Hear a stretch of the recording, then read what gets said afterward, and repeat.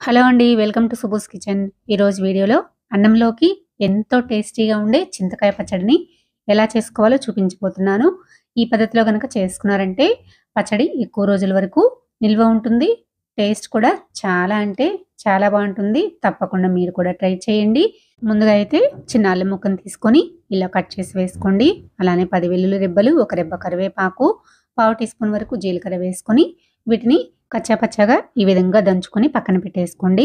ఇప్పుడు మనం నూరుకునే పచ్చడికి తగ్గట్టుగా చింతకాయ ముడి పచ్చడిని ఇలా గిన్నెలోకి తీసుకొని పెట్టేసుకోండి. ఇందులోనే ఆల్రెడీ ఉప్పు, పసుపు వేసుకొని దంచుకుంటాం కదా. ఇప్పుడైతే ఒక కళాయి పెట్టేసుకొని అందులో ఒక స్పూన్ వరకు ఆయిల్ వేసుకొని పావు కప్పు వరకు పల్లీలు వేసుకొని వీటిని ఇలా కలుపుతూ ఫ్రై చేసుకోండి. ఇవి సగం వేగిపోయాక ఇందులోకి 10 నుంచి 12 వరకు ఎండుమిర్చిని తీసుకున్నాను. మీరు మీ కారానికి తగ్గట్టు ఎండుమిర్చిని వేసుకోండి. ఇలా వేసుకొని ఫ్రై చేసుకున్న తర్వాత వీటిని చల్లారే వరకు పక్కన పెట్టుకోండి. ఇవి పూర్తిగా చల్లారిన తర్వాత ఒక మిక్సీ గిన్నె తీసుకొని ఇవన్నీ అందులోకి వేసేసుకోండి. మీరు ఈ చింతకాయ పచ్చడిని పచ్చిమిరపకాయలు వేసి నూరుకున్నా కూడా చాలా బాగుంటుంది. ఇందులోకి ఒక స్పూన్ వరకు జీలకర్ర వేసేసుకొని వీటిని కచ్చాపచ్చాగా గ్రైండ్ చేసుకోండి. ఇలా కనుక గ్రైండ్ చేసుకున్నామంటే పచ్చడి టేస్ట్ అనేది చాలా బాగుంటుంది. మనం రోట్లో నూరుకున్నట్లుగానే ఉంటుంది. ఇప్పుడు చింతకాయ ముడి పచ్చడిని కూడా తీసుకొని ఇందులోకి వేసేసుకోండి. ముడి పచ్చడి కొంచెం గట్టిగా ఉంటుంది కాబట్టి ఒకసారి మిక్సీ వేసుకున్న తర్వాత ఇంకొంచెం వాటర్ని యాడ్ చేసుకొని కలిపేసి మళ్ళీ మిక్సీ వేసుకొని పక్కన పెట్టేసుకోండి.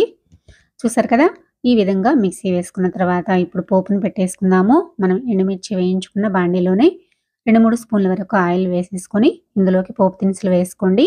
1/2 టీ స్పూన్ ఆవాలు, 1/2 టీ స్పూన్ జీలకర్ర, 1 స్పూను పచ్చిశనగపప్పు వేసుకొని ఆవాలు చిటపటలాడేంత వరకు ఫ్రై చేసుకున్న తర్వాత 2 ఎండుమిర్చిని వేసుకోండి. అవి కూడా ఫ్రై అయిపోయిన తర్వాత మనం దంచేసి పెట్టుకున్నాం కదా అల్లము, చిన్నుల్లిపాయలు, కరివేపాకు, జీలకర్ర ఆ మిశ్రమాన్ని వేసేసుకొని కొంచెం పచ్చివాసన పోయేంత వరకు ఫ్రై చేసుకున్న తర్వాత చిన్నగా కట్ చేసుకున్న పెద్ద ఉల్లిపాయ ముక్కల్ని వేసేసుకొని ఇవి కూడా కొంచెం మెత్తబడేంత వరకు ఫ్రై చేసుకున్న తర్వాత ఒక రెబ్బ కరివేపాకును వేసుకొని కరివేపాకు చిటపటలాడిన తర్వాత మనం మిక్సీ వేసి పెట్టుకేసుకున్నాం కదా ఆ పచ్చడి అంతటిని ఇందులోకి వేసేసుకొని ఒకసారి ఇలా బాగా కలిపేసేయండి. మీకు ఇంకొంచెం గట్టిగా అనిపిస్తే కనుక ఇంకొంచెం వాటర్ని యాడ్ చేసుకొని కలుపుకోండి. మనం ముడి పచ్చడిలోనే ఉప్పు, పసుపు అన్నీ వేసేసుకుంటాం కాబట్టి ఇందులోకి వేసుకునే అవసరం లేదు. ఒకవేళ ఉప్పు కనుక మీకు తక్కువైతే చూసి కొంచెం ఉప్పుని యాడ్ చేసుకోండి. ఇలా వాటర్ పోసుకున్నాక ఇంకొక నిమిషం పాటు ఉడికించుకొని స్టవ్ ఆఫ్ చేసుకొని ఒక బౌల్ తీసుకొని సర్వ్ చేసుకోండి. అన్నంలోకి సూపర్ టేస్టీగా ఉంటుంది. ఇలా చేసుకున్నారంటే ఎక్కువ రోజుల వరకు పచ్చడి నిల్వ కూడా ఉంటుంది.